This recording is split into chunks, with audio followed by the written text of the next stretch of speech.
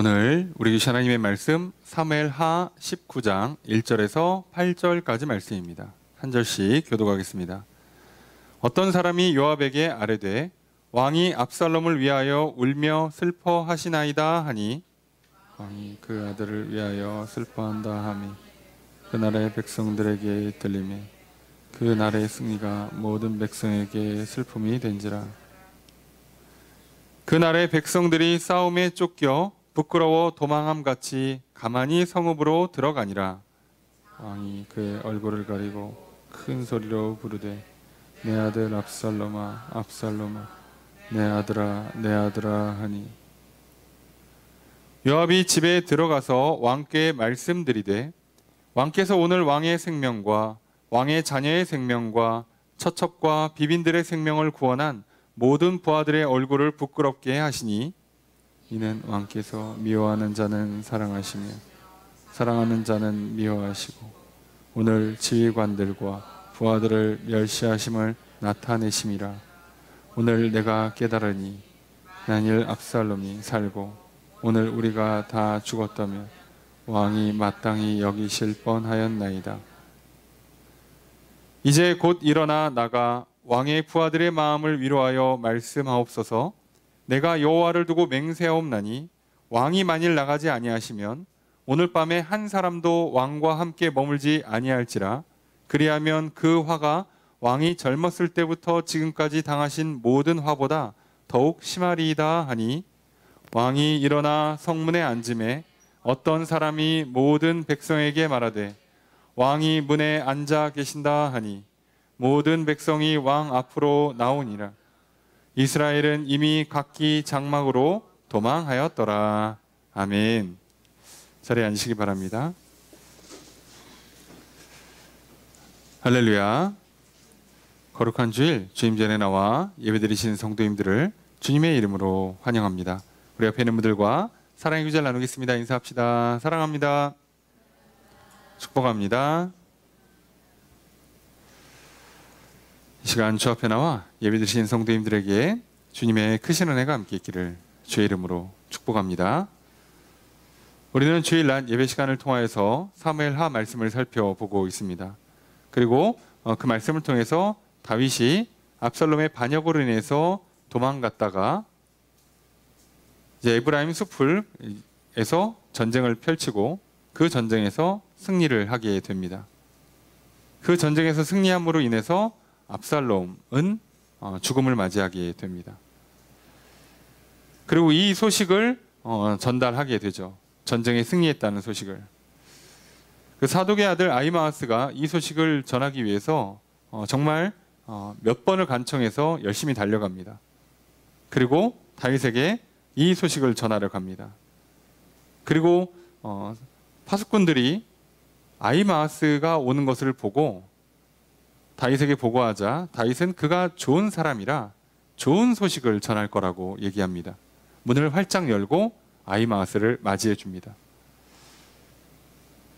오늘 우리가 좋은 사람이 주는 좋은 소식, 오늘 하나님의 말씀이 우리에게 전달될 때 항상 마음문을 활짝 여시고 그 복된 소식을 받아들이시는, 믿고 따르시는 저 여러분 되시기를 주 이름으로 축복합니다.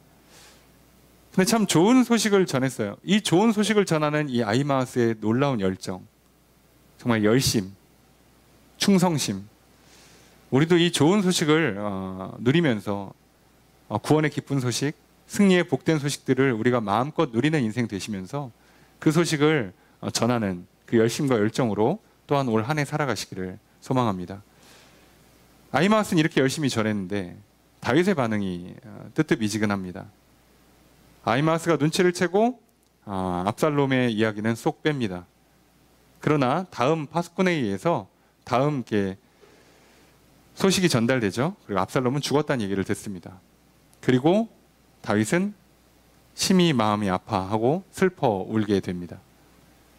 분명히 좋은 소식이에요. 전쟁을 승리했습니다. 내가 이겼고 우리 편이 이겼고 잃었던 왕위를 되찾습니다. 그런데도 슬퍼합니다. 우리는 지난 시간 말씀을 통하여서 죄악이 주는 그 무거움, 죄악이 갖고 있는 이 준엄한 결과가 무엇인가를 살펴보았어요. 죄를 지으면요, 좋은 소식을 듣고도 마냥 기뻐하지 못해요. 심지어 좋은 소식을 듣고도 슬퍼합니다. 누군가가 예수 믿고 복 받았더라 라는 이 좋은 소식을 들었는데 정작 그때 같이 가자고 쫄라는데 나만 안 갔거든. 그러고 나서 시간이 3년, 5년, 10년 지나고 뒤돌아보니 나는 슬프죠. 저 사람은 마음의 평안을 누리고 인생을 행복하게 살고 천국을 소망하며 살고 하나님의 주시는 복으로 몸과 마음과 삶과 가정이 평안하고 형통한 인생을 살아가는 데 반해서 그렇지 못한 사람들은요, 그 소식이 들리면 들릴수록 오히려 슬퍼요. 그렇기 때문에 오늘 우리들이요, 죄를 짓고 있을 때 오는 이 치명적인 문제들을 기억하셔야 됩니다. 아, 좋은 소식마저도 좋게 들리질 않는구나. 하나님께서 우리에게 죄를 짓지 말라고 하는 가장 큰 이유 중에 하나가 이겁니다. 그런데 오늘 우리들은요, 이 좋은 소식을 듣고 기뻐하지 못하는 참 안타까운 인생, 다윗이 그러고 있죠. 죄악 때문에. 좋은 소식을 듣고도 슬퍼하는 참 안타까운 인생, 다윗이 그러고 있습니다. 죄악 때문에. 그런데 여기서 끝이 아니라요, 죄는요, 여기서 안 끝납니다. 죄악이 무서운 이유는요, 좋은 소식을 듣고 기뻐하지 못하고 도리어 슬퍼하는 데서 끝나는 게 아니라요, 오늘 본문을 보시면 마음껏 슬퍼하지도 못합니다. 이게 더 최악이에요. 보시면 압니다. 여러분, 오늘 우리는요, 참 다윗에게 이 전쟁을 승리했다는 기쁜 소식을 들리는 것처럼 오늘 우리들에게 다윗을 좀 통해서 내 삶에 예수 그리스도라는 복된 소식, 성경 말씀이 주는 수많은 복된 약속들, 그 약속을 이루어준다고 하시면서 주는 여러 명령들이 나에게 좋은 소식, 복된 소식, 기쁜 소식으로 들리기를 소망합니다. 마음을 활짝 여시고 기쁨으로 받아들이십시오. 그게 슬픔이 되지 않기를 부탁드립니다. 다윗은 단순히 슬픔에 빠진 것뿐만 아니라 오히려 그 슬픔 때문에 더 추가적인 문제까지 발생을 하게 돼요. 오늘 그러면 우리는 알게 되는 거죠. 죄악의 무서움, 기뻐하지도 못하고 슬퍼하지도 못하게 만드는 그 죄악이 빠지지 않도록 오늘 우리는 구원의 복된 소식을 받아들이고 늘 말씀에 믿고 순종하시는, 늘 하나님을 예배하고 찬양하시고 기도하며 간구하시는 저 여러분 되시길 바랍니다. 오늘 하나님 앞에 나와서 예배드리신 성도님들에게 하나님의 복된 소식, 좋은 소식이 마음속에 충만하게 들어오기를 소망합니다. 오늘 우리 예배를 기뻐 받아주시고 복을 내려주시는 주님의 은혜가 있기를 주의 이름으로 축복합니다. 그럼 도대체 다윗이 무슨 일이 생기는가, 일이 어떻게 틀어지는가, 오늘 말씀을 통해 살펴보려고 그래요. 1절 말씀 함께 읽습니다. 시작.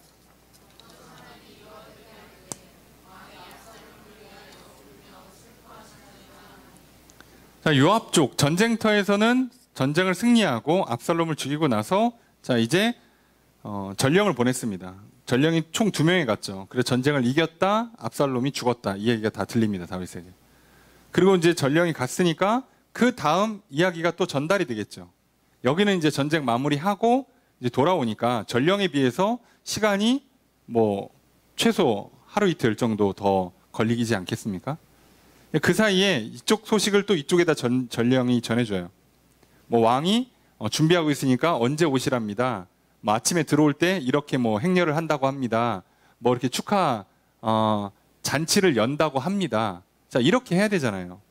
이래야 되는데 뭐라고 소식이 들리냐? 요압한테 왕이 울면서 슬퍼하고 있습니다. 이 소식이 들려요. 기뻐한다는 소식이 들려야 되는데 승리의 잔치를 벌린다, 승리의 감사 예배를 드린다, 이런 소식이 들려야 되는데 그런 내용은 전혀 없고 누구누구가 상 받고 누구한테는 이런 포상을 준다더라, 이런 얘기가 나와야 되는데 전혀 없어요. 지금 그럴 정신이 없어요. 왜요? 슬프거든. 지금 슬프단 말이에요. 그래서 이걸 못해요. 그 얘기를 듣고 있으니 더 큰 문제가 터집니다. 2절 말씀 함께 읽습니다. 시작.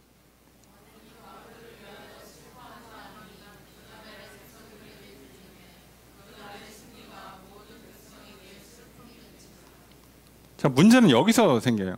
왕이 슬퍼하고 있으니까 그날 전쟁을 승리한 백성들이 기뻐하지를 못해요. 왕이 슬퍼하니까. 아니, 전쟁을 이기고 왔는데 왕이 울어. 거기서 웃을 수가 없잖아요. 지금 승리의 소식을 전한 그 전령들도 전혀 아무 상도 못 받았습니다. 사실 다윗같이 좋은 왕이 아니라 성질 더러운 왕 만났으면 두 번째 압살롬의 죽음의 소식을 전한 전령은 죽었을지도 몰라요. 지금 분위기가 이렇게 갑자기 나빠진 거예요. 아니, 좋은 소식이 들리는데, 기쁜 소식이 들리는데 다윗이 기뻐하지 못합니다. 여러분, 죄 짓고 있잖아요. 그러면요, 복음이 들려도 불편해요. 왜요? 죄를 끊으라는 얘기밖에 안 되잖아. 그리고 나한테는 후회잖아요. 아, 그럴 줄 알았으면 나도 그때 빨리 할 걸. 생각해 보세요. 누가 얘기합니다. 아까처럼, 아니, 누가 이렇게 한대. 빨리 거기 가자. 그러면 뭐 이렇게 누가 뭐 경품을 준대. 비싼 뭐 선물을 준대. 아, 갔더니 뭐 경품 추천했는데 무슨 뭐 냉장고를 받았네. 뭐 그 차를 한 대 뽑았네. 뭐 이렇게 엄청난 소식이 들리는 거예요. 그러면 나는 그 기쁜 소식이 어떻게 들려요? 슬프게 들리죠. 나도 갈 걸. 아니, 거기 갔으면 그거 내 건데. 심지어 내가 안 가고 티켓을 그 사람한테 줬어. 근데 그 사람이 그걸로 걸렸어. 환장하죠. 자, 이게 아닌데. 기쁘지가 않은 거예요, 이러면. 오히려 나는 슬프죠. 아니, 차라리 나도 안 걸리고 쟤도 안 걸려야 되는데. 내가 준 티켓이 쟤가 걸렸어. 그럼 나는 뭐야? 자, 이런 문제가 생겨요. 죄를 지으면요, 하나님의 승리가, 하나님의 축복이 그걸 받는 사람들에 비해서 받지 못하는 사람 입장에서는요, 슬프게 되는 거예요. 근데 문제는 이 사람이 슬퍼하면 옆에 기뻐하는 사람도 민망하잖아요. 이렇게 자랑을 못 하잖아. 내가 밥 한번 샀게라고 했는데 얘 울고 있어. 말이 없죠. 근데 문제는 다윗은 왕이란 말이에요. 이 모든 걸 결정해주고 책임져줘야 되는 사람이 울고 있으면 백성들은 승리하고 와서 가만히 있는 거잖아요. 쉬라는 건가? 축제를 준비하라는 건가? 누구누구는 포상 있으니까 좀 기다리고 있으라는 거. 아무것도 몰라요. 그냥 혼자 울고 있는 거예요. 자, 이게 진짜 큰 문제를 야기하는데, 그래서 3절 말씀 함께 읽습니다. 시작.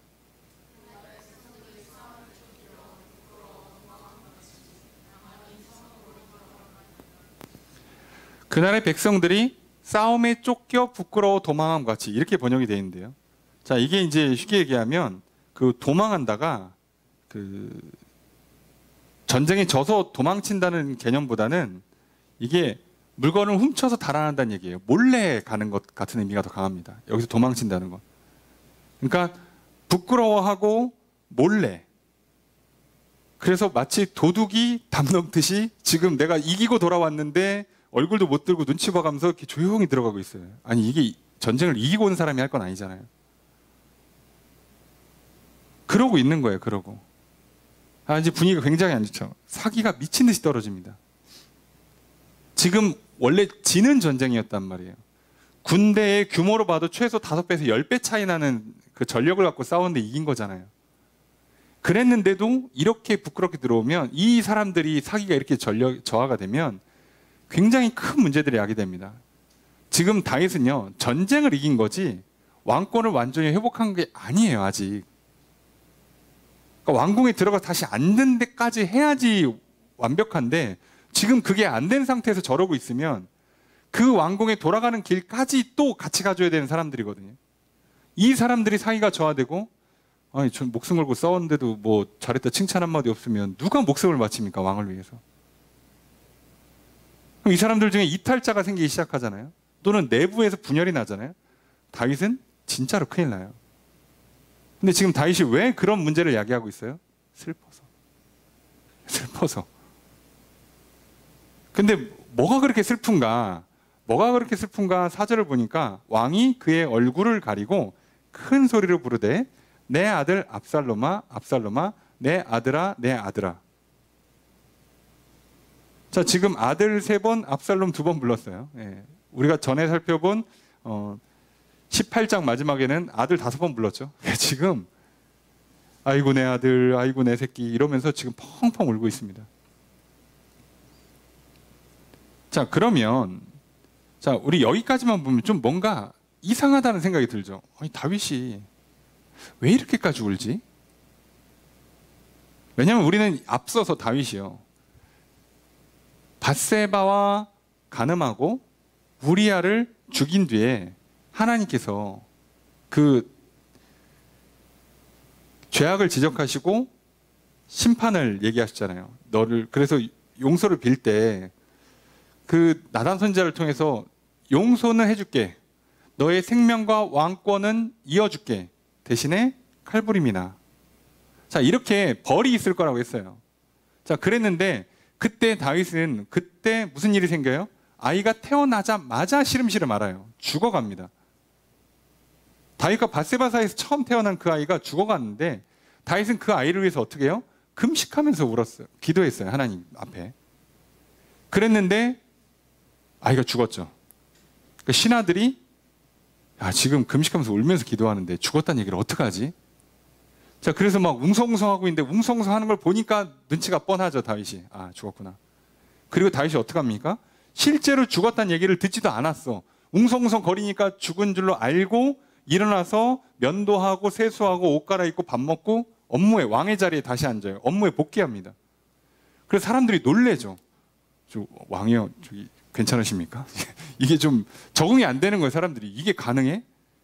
아니, 애가 죽어갈 때는 뭐 금식하면 눈물로 기도하더니 죽으니까 어떻게 밥을 먹고 다시 기력을 차리나. 그때 다윗이 사람들한테 뭐라고 얘기합니까?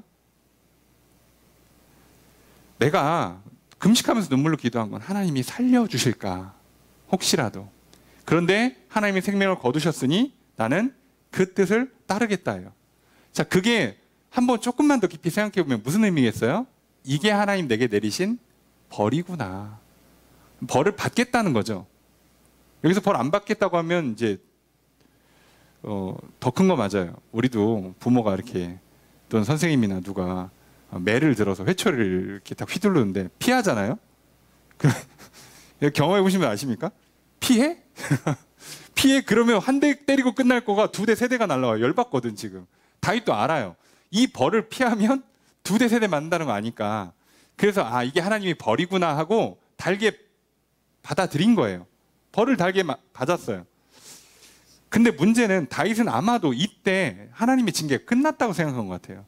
그래서 마음을 좀 편하게 먹은 것 같습니다. 좀 가슴 아프지만 아휴, 이 정도 뭐 할 수 없지 뭐. 그러니까 그렇게 받은 것 같아요. 그래서 차라리 천만다행이다. 차라리 뭐 태어나서 아무것도 모르는 애가 그냥 일찌감치 그냥 숨을 거두는 게, 또 워낙 고대에는 그런 일들이 또 종종 있으니까 그래, 이 정도면 하나님께서 나를 벌을 살살, 매를 살살 내신 거니까 이 정도면 내가 그냥 받고 넘어가자 하고 털었기 때문에 감정적으로 컨트롤이 쉬웠을 거라고 생각을 해요. 그렇게 생각했던 것 같습니다. 왜 저는 그렇게 생각하냐면 이 이후에 다윗의 장면이 좀 특이해요.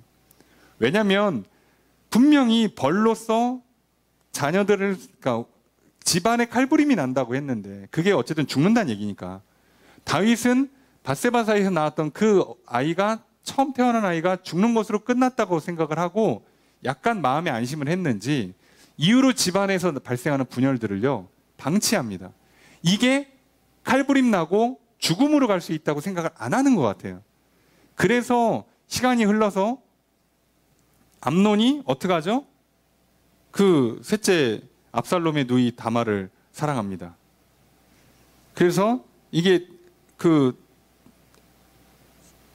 윤리적으로, 도덕적으로, 율법적으로 사랑이 이루어질 수 없는 관계니까 머리를 쓰죠. 어떻게 합니까? 그래서 이렇게 아픈 척하고 나를 위해서 병수발을 부탁해요. 말 그대로 여동생한테. 자, 그게 애매한 거예요, 되게. 굳이 많고 많은 사람 중에 꼭 압살롬의 누이 다말을 콕 찍어서 부르는 것도 좀 웃기잖아요, 생각을 해보면. 아픈데 뭘 그렇게 지명해서 불러, 그것도 동생을. 아, 동생이 한둘이겠어? 아, 그리고 꼭 여동생 아니어도 많을 거 아니에요, 수발해줄 사람이. 근데 굳이 딱 불렀을 때 다윗이 만약에 하나님의 벌이 안 끝났다, 내가 여기서 조금이라도 실수하면 칼부림 나고 집안에 누구 하나 죽어나간다, 이렇게 생각을 계속 했다면 이거 진지하게 접근했을 거예요. 얘 왜 이러지? 야, 이건 자칫하다가 문제될 수 있어. 아니야, 굳이 무리해서 그렇게까지 하지 말자, 이랬을 수 있는데 그냥 들어줘요. 그래 그냥 뭐 그래 그냥 그럴 수 있으니까 들어다 칩시다. 근데 문제는 거기서 근친상간이 일어나죠. 근데 더 나쁜 건 그리고 버리죠, 심지어.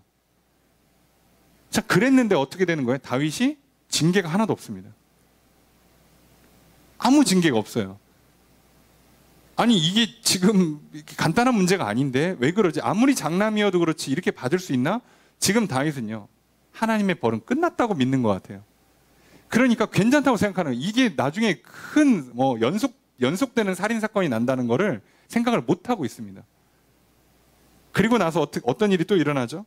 그리고 나서 봤더니 그 여동생의 그 성범죄의 문제로 그 압살롬이 불같이 화를 내죠.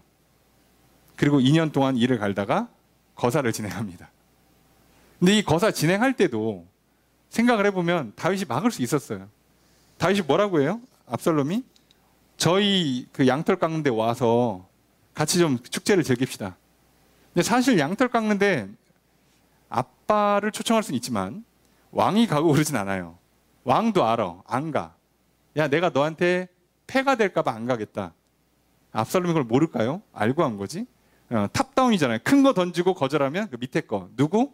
왕자들, 형님들, 동생들 좀 불렀다가 누구를 조질라고? 예, 암논 죽이려고 한 거죠. 그럼 뭔가 이상하다고 생각해요. 다윗 정도 머리 잘 돌아간 사람이 자기가 살면서 이 왕이 되기까지 얼마나 많은 사람들이 그 안에서 권력의 다툼이 있었고 수많은 사람들이 죽어나갔고 하는 일들이 있잖아요. 그걸 모를 리가 없어. 근데 지금 다윗은요, 암논과 그 압살롬의 누이 다말 사이에서 있었던 일을 아주 가볍게 생각하고 있어요. 이게 둘 사이에 철천지 원수가 될 수 있다는 걸. 그리고 문제는 뭐예요? 지금 둘째는 기록도 없으니 첫째 암논이랑 셋째 압살롬은요, 왕위를 놓고 경쟁하는 관계예요. 이 둘 사이가 애시당초 좋을 리가 없어요. 다윗이 그 정도 머리 나쁜 사람이 아닌데 이걸 간과하고 그냥 넘어갑니다. 그래서 허락을 해줘요. 그리고 암논이 죽죠. 자, 암논 죽었어. 그럼 이제 어떻게 해야 돼요? 진짜 이제 살인이 났어요. 자, 칼부림이 났습니다. 그럼 다윗이 이걸 뭐라고 생각해야 돼요? 큰일 났다.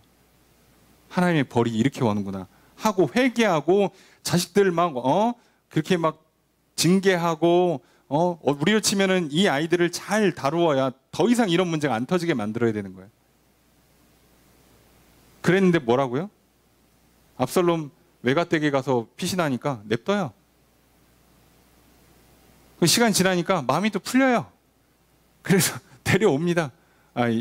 요압 입장에서는 이제 왕위 계승 서열 1위인 사람이 저렇게 외갓집에만 처박혀 있으면 어떡해. 데려오셔야죠. 그리고 다윗도 슬쩍 그리운 마음이 있고. 아니 지금 그리워할 때가 아니잖아. 생각을 해봐요. 3년 4년 지났다고 그리워하면 어떡해요. 여기서 지금 계속 칼부림이 나고 집안에 살인이 일어난다고, 죽음이 자꾸 온다고. 이 문제를 그냥 방치하는 게 어딨냐고. 근데 다윗은요, 우발적인 사고로 이해를 할 수 있어요. 하나님의 징계라고 안 보는 겁니다. 지금 징계는 언제 끝났다? 밧세바의 사이에서 그 첫째 아이가 죽은 것으로 끝났다고 지금 생각하는 것 같아요. 그리고 나서 압살롬을 다시 예루살렘에 들여온 다음에 또 안 만나주죠. 그러다가 이제 요압 쪼아가지고 만나니까, 그러니까 다시 왕자의 지위로 회복시켜줘요. 그러니까 압살롬 입장에서는 이제 아버지랑 관계가 좀 껄끄러우니 셀프로 왕위 계승을 해야겠다 라고 생각을 하고 반역을 준비합니다. 근데 자기가 너무 내가 생각해도 훌륭해. 뭐 집안도 좋아, 인물도 좋아, 잘생겼어, 정치력도 있어, 똑똑해, 뭐 하여간에 사람들 마음도 잘 다루고, 뭐 성실하고. 4년간 철저하게 준비합니다. 거사를 진행해요. 자, 그때 그리고 나서 쿠데타가 났을 때 다윗이 비로소 깨달은 것 같아요. 이거였구나. 하나님이 말한 집안에 칼부림이 난다는 게 이거였구나. 그래서 다윗은 뭐라고 생각하는 거예요? 이거 잘못하면 내가 진짜로 죽고 집안이 풍비박산이 날 수가 있겠구나. 그래서 저항하지 않고 철저하게 겸손히 눈물로 회개하면서 피난을 하지 않습니까? 저항을 안 해요. 싸웠다가는 다 죽어 진짜. 그래서 안 싸우고 도망가는 걸 선택하는 거예요. 그러면서 회개하죠. 기드론 시내 건너고 광야 지나고.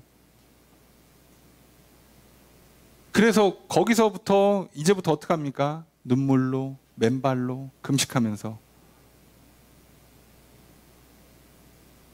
그래서 그렇게 하고 나서 하나님께서 계속 사람들을 보내주고 군대를 돕는 사람을 보내주면서 마하나임까지 도착하게 만들어요. 그리고 이제 여기에서는 필연적으로 전쟁을 한번 해야 돼요. 그래서 다윗은요, 자기가 철저하게 회개하고 내가 다시는 진짜 간음과 살인이라는 큰 죄악을 범하지 않겠다. 내가 다시는 무슨 여자 손이나 잡나 봐라. 이제 이런 정도로 지금 막 뼈에 새기고 있잖아요. 내가 다시는 안 한다, 내가. 그리고 뼈에 새기고, 아, 이제 하나님께서 용서해 주셨으니 마지막 전쟁에서는 이길 거라고 생각을 했을 거예요, 분명히. 그리고 그 전쟁을 이기니까 뭐라고 부탁하는 거예요? 전쟁을 이길 거니까 압살롬은 죽이지 말라고 부탁한 거예요. 일반적인 전쟁에서 어떻게 적장을 안 죽이고 전쟁을 이겨요?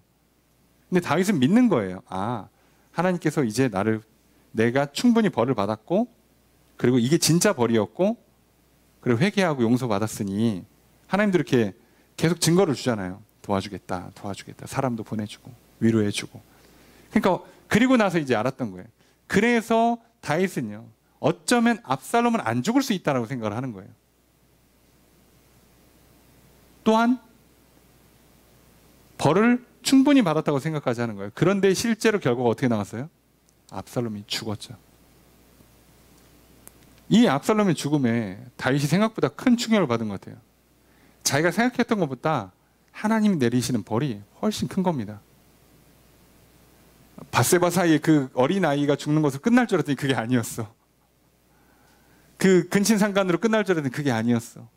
첫째 아들이 죽는 걸로 끝났는데 그게 아니었어요. 쿠데타로 끝나는 줄 알았더니 그게 아니었어요. 쿠데타를 일으킨 아들까지 죽어야 끝나요.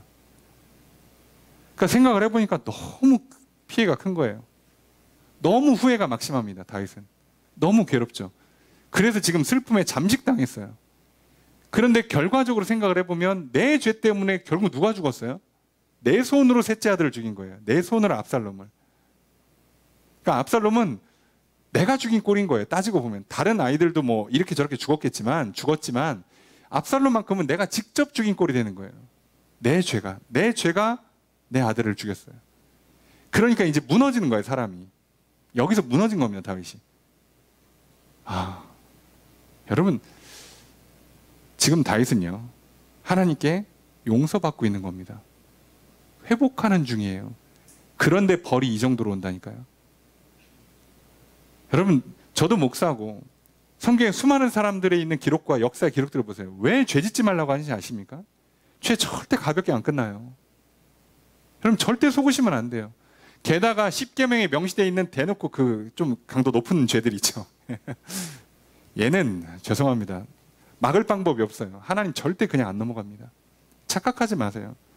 눈물로 회개하고 뭐 일주일 금식하고 그리고 나서 저기 뭐 좀 쪽팔림 당하거나 또 이렇게 뭐 우리를 치면은 뭐 회사에서 잘리거나 또는 뭐 이렇게 어디 불명예를 좀 얻는다거나 그런 걸로 아, 벌을 다 받았다. 하나님께서 내게 내릴 버릇이 끝났다. 내가 뭐 병원 투병 한 6개월 하고 아, 이제 내가 벌 다 받았다. 그럴 리가요?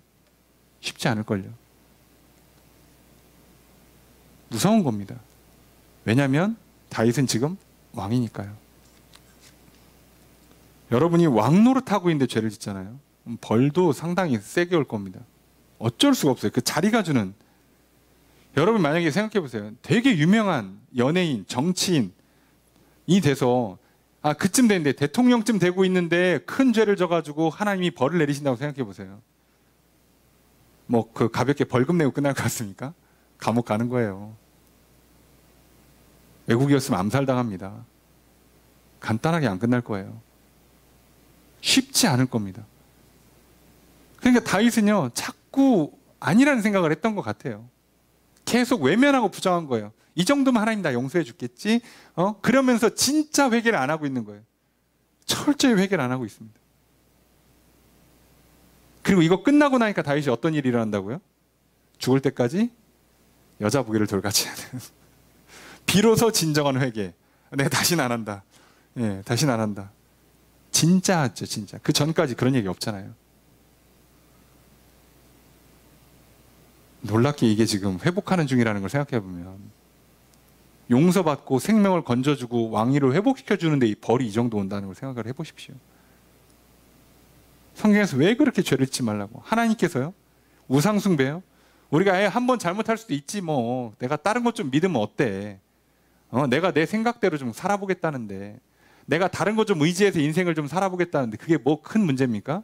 하나님 우상숭배를 뭐라고 여기신다고요? 영적인 간음, 계약 파기라고 생각해요. 우상숭배는 직접적으로 구약에 보면 뭐라고 돼 있어요? 우상숭배는 아예 명시가 돼 있는 거예요. 1000대까지 벌을 내린다고 돼 있어요. 이거는 안 되는 거예요. 하나님이 용서가 안 되는 겁니다. 돌아와도 가볍게 안 끝나요. 이스라엘 백성들의 우상숭배 역사를 한번 보세요. 그들이 반역했을 때 하나님이 죄송합니다 그럼 용서해주고 끝납니까? 발람의 꾀에 넘어갔을 때 그 출애굽한 이스라엘 백성들 광야에서 그거 우상숭배하고 난리치고 성적으로 타락할 때 그 앞에 있는 제사장들을 그냥 이렇게 창으로 찔러 죽이고 그냥 대충 한 2명 죽고 끝날 줄 알았어요? 그때 죽은 사람이 10만인가 그래요. 그 한 방에, 죄 하나에. 간단하게 끝나지 않습니다. 그래서 다윗이요. 그래서 기쁜 소식을 듣고도 슬퍼하는데 문제는 슬픔에 빠져버립니다. 그래서 설마 했는데 에이 아니겠지, 괜찮겠지 라고 했는데 진짜 터지니까 애써 외면하고 부정했는데 진짜 일어나면 말 그대로 가슴이 철렁 내려앉죠. 이때 사람이 무너지는 거예요. 다윗이 지금 무너졌습니다. 자기 감정에 빠졌어요. 슬픔이라는 감정에 취해 있습니다. 그러니까 어떻게 되는 거예요? 승리하고 난 뒤에 왕이 해야 될 일을 제대로 못하고 있는 거예요. 이게 더 중요한데, 승리만큼이나 중요한 일이고 승리를 통해서 이제 제대로 회복을 해야 되는데 그걸 못하고 있어요. 지금 다윗이 정신없죠. 하나님께 감사 예배도 못 드리고 축제를 벌리지도 못하고 포상을 내리지도 못하고 있어요. 죄의 참혹함이, 무거움이 여기에 있습니다. 우리가 생각하는 것보다 훨씬 무겁고 아프고 괴롭고 슬픕니다. 그러니 여러분, 이게 하나님을 믿는 사람이 용서받고 회복하는 과정에 이 정도의 벌이 온다면, 안 믿는 사람들이 세상을 막 살다가 하나님의 징계나 심판이 올 때 소위 그들이 가슴 철렁 내려앉는 게 어느 정도일지 상상이 되십니까? 그들이 마주하는 인생의 고통과 슬픔과 절망이 얼마나 클지 아시겠어요? 왜 그들이 그렇게 맨날 술 퍼먹고 담배 피는지, 왜 그들이 인생에 낙이 없으니까 괜한 쾌락을 쫓다가 이런저런 건강의 문제, 관계 문제들이 막 터지고, 저걸 굳이 저런 짓을 왜 하나, 인생이 하는 걸 왜 굳이 할까요? 너무 힘드니까요. 너무 외롭고 괴로우니까요. 스트레스 때문에 병나죠. 그리고 어떻게 해요? 심지어 마약 같은 거에 중독되기도 하고요. 심하면 생을 마감합니다, 스스로. 아니면 모든 걸 내려놓고 노숙하고 포기하고 절망에 빠지거나. 왜 그럴까 싶은데요. 그들이 마주하는 걸 한번 생각해 보세요. 다윗이 이 정도를 겪어야 된다면 믿지 않는 자들 이거 어떻게 견딥니까? 무너지는 거예요, 무너지는 거. 그래서 여러분, 그래서 우리 인생은요, 사실 믿음의 싸움, 영적 전쟁인데 다르게 얘기하면 우상과의 싸움이고 죄악과의 싸움이에요. 자, 그래서 다윗이 너무 괴롭고 슬프니까 대성통곡하고 있어요. 이해는 합니다. 사람이니까 그럴 수 있지. 근데 문제는요, 죄지면 아까 제가 뭐라고요? 죄지면 마음대로 울지도 못한다고요. 괜히 하는 말이 아니라, 오늘 그러면 다윗이 펑펑 울고 좀 하루 이틀 펑펑 울면 조금 마음이 가라앉고, 예전처럼 그렇게 암논 죽고 압살롬 이렇게 외가로 도망갔을 때 한 시간 3년 4년 흐르니까 마음이 위로가 되고 세월이 위로가 되는 그런 식으로 문제를 풀 수 있는 게 아니에요. 오늘 이게 어떻게 되는가? 5절 말씀 함께 읽겠습니다. 시작.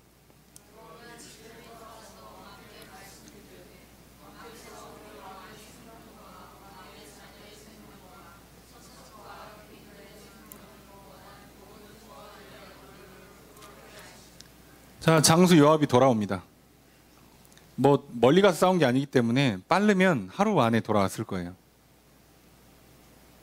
그리고 다이렉트로 안 하고 다윗한테 바로 갑니다.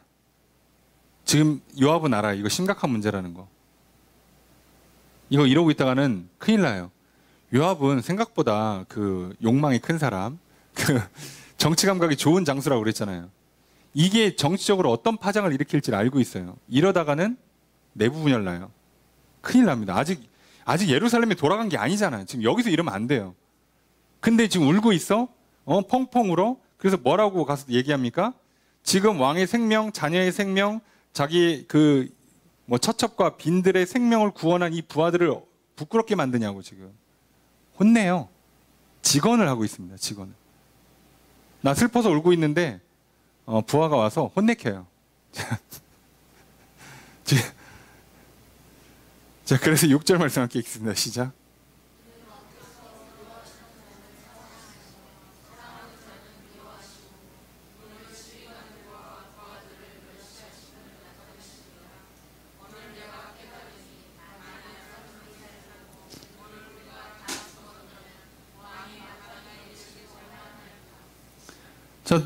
요압이 뭐라고 다윗에게 말합니까? 왕이 미워하는 자는 사랑하고 사랑하는 자는 미워한다. 지금 반대로 하고 있다. 그래서 심지어 지금 목숨 걸고 싸웠던 지휘관과 부하들을 멸시한다. 아, 내가 깨달았다. 압살롬이 살고 우리가 죽어야지 그래야 좋았겠구나. 왕이 이거 맞습니까? 물론 다윗이 그렇게까지 생각 안 하죠. 근데 지금 세게 얘기하는 거예요. 세게. 강조하고 있습니다. 지금 울고 있는 사람한테 호되게 혼내는 거예요. 왜요? 이 슬픔에 빠져 있으면 안 되거든. 이러면 진짜 큰일 나거든요. 그래서 7절 함께 읽습니다. 시작.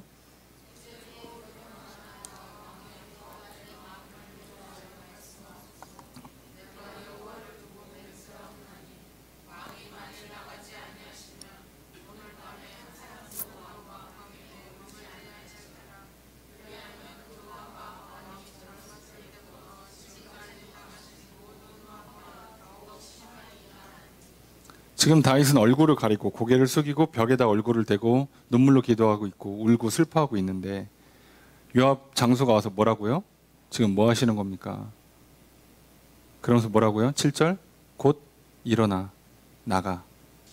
일어나서 밖에 나가서 지금 백성들한테 전쟁 끝났으니 할 말하고 할 일 하셔야 되지 않겠습니까? 이 얘기예요.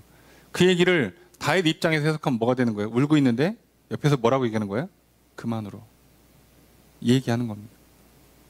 아, 지금 슬퍼요. 정신없어요. 정신 차려. 라고 얘기합니다. 나 화나 짜증나. 참어. 라고 얘기하는 거예요. 얼마나 잔인한지 아시겠습니까?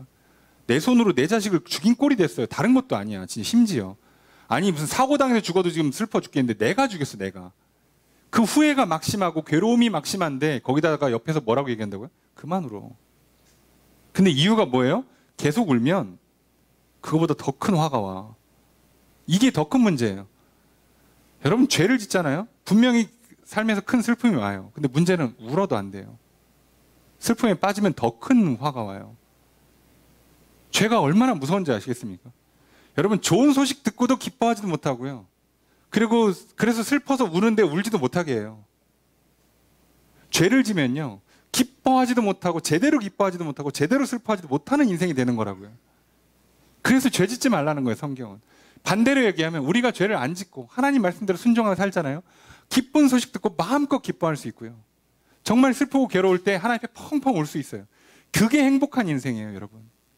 여러분 그러니까 기뻐할 때 기뻐할 수 있고 슬퍼할 때 슬퍼할 수 있는 게 복이라는 걸 잊지 마십시오. 여러분 남들 웃을 때 같이 웃는 거 은혜고 복입니다. 남들이 울 때 같이 울어줄 수 있는 거 은혜고 복이라고요. 여러분 그렇게 살아가시길 주님 축복합니다. 좋은 소식 들으면 웃으시고요. 슬픈 일 있으면 우세요. 그게 우리 인생의 행복이라는 거 잊지 마십시오.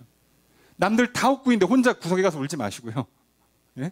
남들 울고 있는데 나 혼자 웃으면서 그 기쁨을 누리지 못하면서 애매하게 그렇게 인생 살지 마십시오. 그게 괴로운 거예요. 죄는 그렇게 만듭니다. 그런데요. 이게 다윗한테만 해당되는 게 아니고요. 이미 이런 일이 성경에 벌써 있어요. 또 있습니다. 그 레위기 10장 1절에 7절에 보면 아론의 아들 중에 그 나답과 아비후가 있어요. 이 둘이 성막 짓고 초기에 아론의 아들들이니까 이들이 아론이 대제사장직을 맡고 있고 두 아들이 제사장직을 맡고 있었어요. 그런데 이들이 어떻게 합니까? 그 레위기 10장 1절에 보면 아론의 아들 나답과 아비후가 각기 향로를 가져다가 여호와께서 명령하지 아니하신 다른 불을 담아 여호와 앞에 분향하였더니, 아니 제사장들이 성막에서 제사를 준비하는데 시키지 않은 걸 해요. 죄를 졌어요. 이 죄는 용서받을 수가 없어요. 왜요? 이 사람들은 제사장이에요. 지금 백성들도 아니고 제사장이에요. 여러분, 믿지 않는 사람들이 죄를 짓는 것보다 믿는 사람들이 죄를 질 때 벌이 훨씬 큽니다. 이거 이상하게 생각하지 마세요. 여러분, 밖에서요 남의 자식들이 소리 지르고 뛰어다니든 말든 내 할 바 아닙니다. 근데 내 자식이 그렇게 하면요 혼내키는 거예요. 무슨 뜻인지 아시겠습니까? 왜 벌이 큰지 아시겠어요? 우리가 하나님의 자녀가 된 이상 하나님 징계하십니다. 벌 받기 싫으면 막 살다가 지옥으로 가면 돼요. 하나님의 자녀가 안 되면 됩니다. 그럼 하나님이 벌을 안 내릴 거예요. 그냥 저주하고 끝내버리지 그냥. 그러니까 하나님께 상과 벌을 받는 건 하나님의 자녀가 됐다는 뜻이잖아요. 사실 좋은 거예요, 좋은 거. 근데 문제는 벌 받을 때를 한번 생각해 보라고. 쉽지 않다고요. 그러니까 기왕 하나님의 자녀가 됐고 백성이 됐다면 벌 받지 마시고 복 받는 쪽으로만 가시라고요. 벌이 이렇게 심해요. 게다가 은혜를 많이 받으면 시험도 크지만 벌도 큽니다. 왕이 되면 벌이 커요. 지금 제사장이 됐어요. 그랬는데 하나님이 시키지 않은 방식으로 예배를 진행합니다. 그래서 어떻게 합니까? 2절에 보면, 레위기 10장 2절에 보면 불이 여호와 앞에서 나와 그들을 삼킴에 그들이 여호와 앞에서 죽은지라. 죽었어요. 자, 아론 입장에서는 내가 모세 형이라 대제사장이 됐고 내 아들들이 제사장이 됐는데 그 바람에 죽었어요. 자, 별의별 생각이 다 들겠죠. 이 축복이 이렇게 다시 저주가 되나? 그때 좀 애들이 약간 눈치가 이상할 때 빨리빨리 좀 교육 좀 시키고 좀 매를 들고 해서 정신 차리게 좀 만들었어야 되는데 얼마나 많은 후에 여러 가지 고통과 괴로움이 막 몰아칠 때요. 몰아칠 때 모세가 뭐라고 하느냐? 6절에 보면 모세가 아론과 그의 아들 엘르아살과 이다말에게 이르되, 자, 첫째 나답과 아비후는 죽었고요. 셋째 넷째인 엘르아살과 이다말, 그러니까 아론이랑 셋째 아들 넷째 아들한테 뭐라고 얘기하냐? 모세가 너희는 머리를 풀거나 옷을 찢지 말라. 그리하여 너희가 죽음을 면하고 여호와의 진노가 온 회중에게 미침을 면하게 하라. 오직 너희 형제 이스라엘 온 족속은 여호와께서 치신 불로 말미암아 슬퍼할 것이니라. 무슨 얘기냐면 아론이랑 셋째 넷째 아들은요 슬퍼하지 말래요. 니들이 슬퍼하면 이제 다 죽는답니다. 니들도 죽고 회중들도 다 가는 거예요. 그러니까 어떻게 해요? 니들은 슬퍼하지 못하고 백성들이 알아서 슬퍼한다는 거예요. 이제 슬퍼하는 이유는 좀 다르겠지만 어떤 이유인지 모르지만 결국은 무슨 얘기예요? 정작 당사자인 아론과 가족은 슬퍼할 수가 없다고요. 못합니다. 죄 짓고 문제가 터질 때는요 슬퍼해도 안 돼요. 슬퍼하면 더 큰 문제가 터져요. 그래서 죄 짓고 문제가 터지면요 정신을 바짝 차리셔야 돼요. 막 화가 나죠. 짜증나죠. 억울하죠. 답답하시죠. 막 눈물이 앞을 가리죠. 그때 그 감정에 취하시면 더 큰 거 옵니다. 그래서 사실 인간은요 이 감정적인 문제 또는 이 교만한 생각이나 이 고집스러운 의지를 혼자 잘 못 다루기 때문에 성령님이 도와주시는 거고요. 그리고 도움의 사람들, 이런 중재 역할을 해주는 제사장들이나 또는 믿음의 공동체가 필요해요. 안 그러면 혼자 교만한 생각에 빠져서 고집 부리고 막 승질을 내고 이거 아닌데 이해가 안 된다. 도대체 왜 나한테 이런 일이 일어나는 거지? 그럼 고집 부리면서 끝까지 한번 해봐 이러고 막 화를 내고 막 슬픔에 빠져서 울고 앉아있고 그러잖아요. 그러면 이제 두 번째 더 큰 게 와요. 그때는 감당이 안 될 겁니다. 왜요? 이때 만약에 아론과 셋째 넷째 아들이 이 말을 안 들으면요 이 집안은 끝나요. 그 자리에서 제사장 가문이 바뀌어버립니다. 그냥 정말 심각한 문제가 터져요. 다윗도 여기서 안 일어났으면요, 여기서 끝납니다. 예루살렘으로 못 돌아가요. 전쟁을 이겼잖아. 지금 그 반역을 일으킨 아들을 죽였잖아요. 근데도 여기서 슬퍼하고 있으면 예루살렘을 못 돌아갑니다. 왕위를 차지하지 못합니다. 그래서 누누이 강조합니다. 죄는요, 기뻐하지도 못하고 슬퍼하지도 못하게 하는 거예요. 하나님 안에 있을 때 그때 우리는 참된 기쁨과 참된 슬픔을 마음껏 기뻐하고 마음껏 울을 수 있는 진짜 복된 인생을 살아가는 거예요. 그걸 잊지 마시고요. 그 삶을 살아가실 주님을 축복합니다. 그랬더니 어떻게 됩니까? 8절 함께 읽습니다. 시작.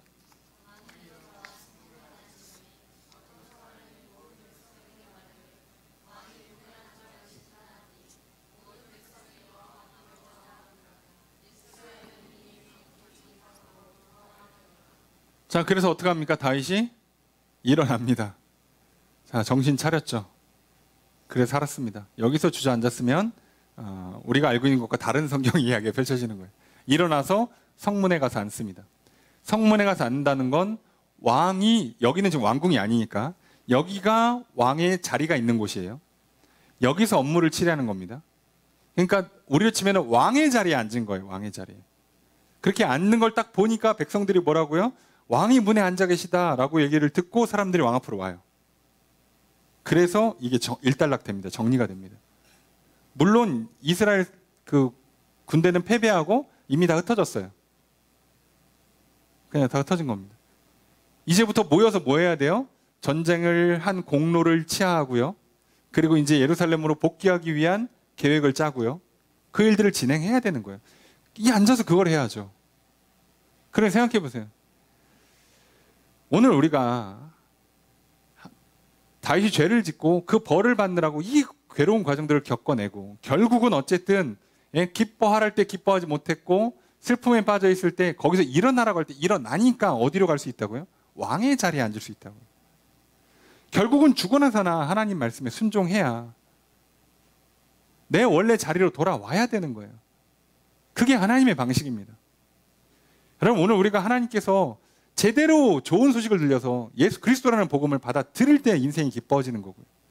승리의 소식들을 들을 때 그 말을 듣고 젊을 때 공부하고 운동하고 좋은 사람들 만나고 좋은 일 하고 그러면서 제대로 살고 시간 관리하고 물질 관리하고 건강 관리하고 예배 잘 드리고 감사와 찬양 드리고 기도하고 말씀 배우고 교제하고 봉사하고 섬기면서 살으라고 할 때 그렇게 사는 게 인생의 기쁨이고 축복입니다.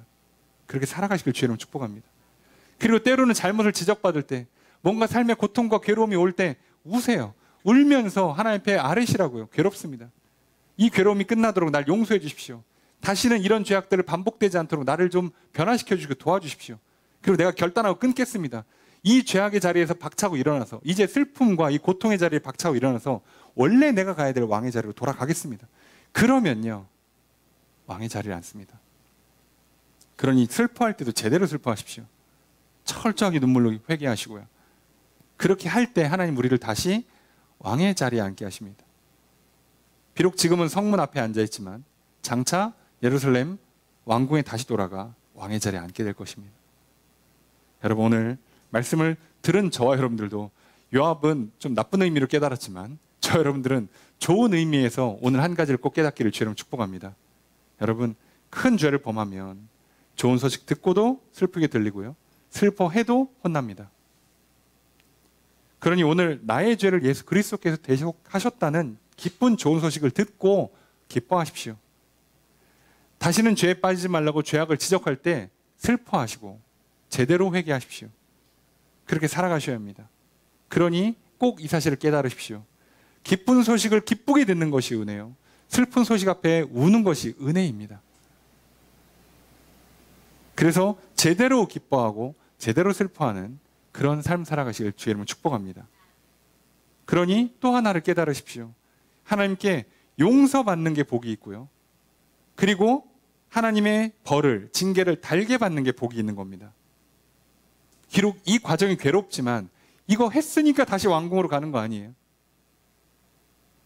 그러니 오늘 비록 과정이 조금 고통스러울지라도 지난날의 죄악 때문에 오늘 내가 2배, 3배로 뛰어야 되고 시간, 재정을 좀 빡빡하게 관리해야 되고 건강관리하느라 좀 고생스럽고 인간관계가 다 깨져가지고 회복하느라 좀 힘들지언정 그 하나님의 회복의 과정, 하나님께 주시는 대로 그대로 따라가십시오. 또 오늘 우리가 해야 되는 거는 오로지 믿고 순종하는 것밖에 없습니다.